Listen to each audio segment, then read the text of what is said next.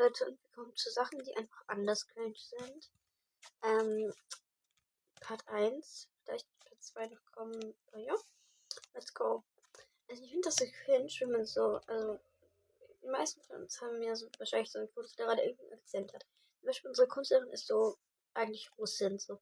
Ähm, Meine Freundin hat Malunterricht, ihre Lehrerin ist einfach Russin, ne? Und so, die meisten Mallehrerinnen, die ich kenne, haben einen Akzent, Russisch so. Und dann, ich finde das so cringe, wenn so Deutschlehrer so einen Akzent haben, ne? Also, wenn man die dann an die Tafel darauf hinweisen muss, dass Stich nicht einer Stich geschrieben wird, sondern ein Stich. Und das finde ich einfach cringe, wenn man so seinen Deutschlehrer korrigieren muss in der deutschen Sprache und so, ja. Und ich finde das so, aber was ich halt auch cringe finde, wer hat den komplett deutschen Kunstlehrer so? Why? Wie?